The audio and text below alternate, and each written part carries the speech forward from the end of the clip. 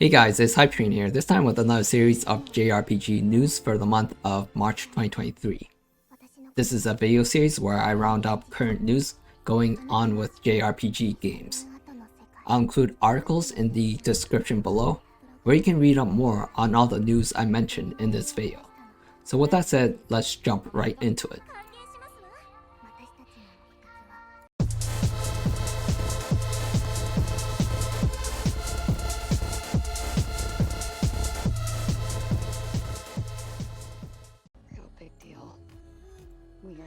Square Enix has reported that Forspoken and many of their other smaller games have underperformed in terms of sales. Square Enix didn't specify what those other titles were that underperformed, but I'm assuming it's games like the DecaPolice Chronicle, Valkyrie Elysium, and Harvestella. Forspoken was also revealed to have had a over $100 million development budget. And more bad news is that the developer of Forspoken, Luminous Productions, has disbanded and merged with Square Enix. I get the feeling that Square Enix is confused on how to handle succeeding in the Western gaming market. With Forspoken, I feel that Square Enix was blindly chasing Western gaming trends and failing to execute. And it doesn't help that the game was a full $70. With their other games, I feel that games like the DecaPolice Chronicle, Star Ocean 6, and even Harvestella had potential. But the games were barely marketed, and the games cost way too much for what they were. Square Enix definitely just released way too many games at once. I feel that they could have pushed games back to a later release date and spent the time on development so that those games can have more content and polish to be worth $60. Games like the DecaPolice Chronicle and Star Ocean 6 could have been bigger titles if they had more time in the oven and bigger marketing campaigns. A game like Octopath Traveler 2, while it is a really good game, should have been pushed back to a March or April release date, along with a bigger marketing campaign. This way, the game didn't have to compete with the release of Hogwarts Legacy. I feel like Square is not handling their IPs correctly, and they need to hire more people that know how to market their games in the West, because Square's marketing is completely abysmal. I hope Square can figure things out. I really enjoy their games, but a lot of times their games are just overpriced and barely marketed. Developer Gust announced that the first Atelier Ryza game will be getting its very own anime adaptation. The studio behind the anime will be Leiden Films, most famous for anime Goblin Slayer. The release date for this is sometime in 2023. From the trailer, the animation looks really good. I'm actually a big anime fan and a big fan of the Ryza games, so I'll definitely watch this as soon as it comes out. Persona 5 is getting a spin-off mobile game. Persona 5 Phantom X is developed by Black Wings Game Studio and published by Perfect World Games. The game will have a closed beta on March 29th in China. There's no word yet on a global release date. In Phantom X, the game is set in Tokyo and will involve a new group of Phantom Thieves. There's a new protagonist who's a second-year student at Kaiba Academy.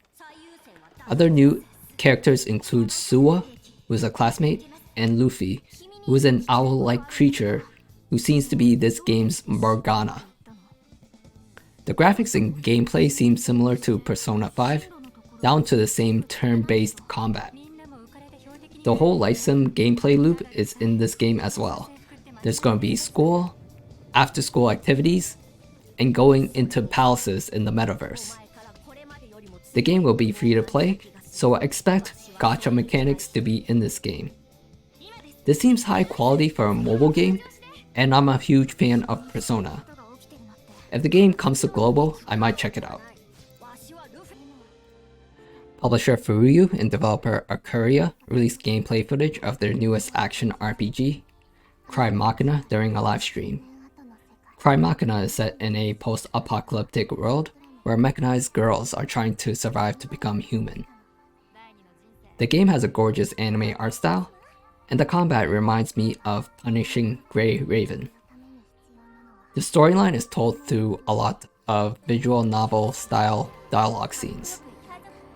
The game is speculated to be connected to Furuyu's other action RPG, Crystar, but this has been unconfirmed so far.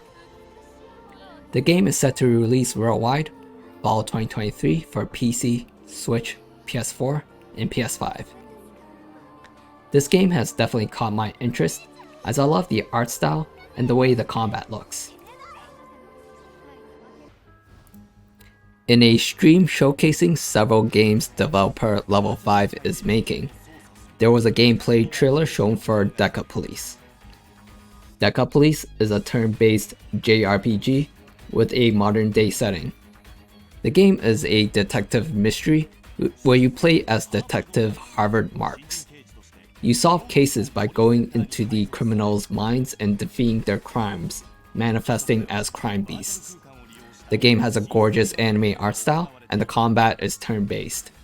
The game is set to release on PS4, PS5, and Switch in 2023. This is one of the games I really wish was coming out for PC, so I really hope that they announce a PC version of this soon.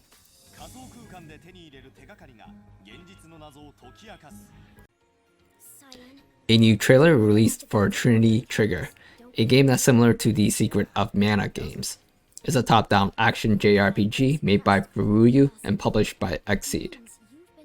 The trailer announced a North America release date of April 25th, 2023 for the PS4, PS5, Switch, and PC.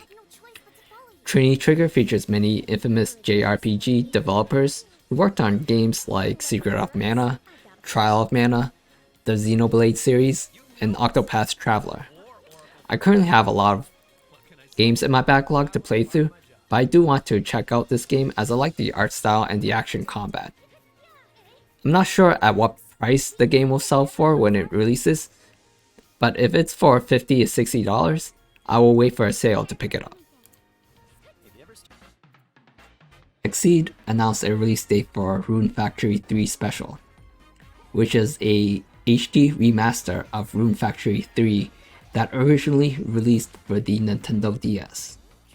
The game will release on September 5th, 2023 for the Switch and PC. The Rune Factory games are a mix of farming sim and action JRPG. The games are in a top-down perspective, and all of the storyline is told through visual novel type dialogue scenes. There are also dating sim elements in each game as well. I myself have never played a Rune Factory game, but these games do look like something I would enjoy when I want to play a more relaxing and laid-back game. If I find the time, I buy the games on sale and play them to see what they're like. So there you have it, that's all the current JRPG news I have so far for the month of March 2023. If you like this video and want to keep up on all the latest news on JRPGs, be sure to click on the like and subscribe button. It helps out my channel, and also we put out more content such as this video. Once again, my name is Hype Train, I'm signing out, and I'll see you next time.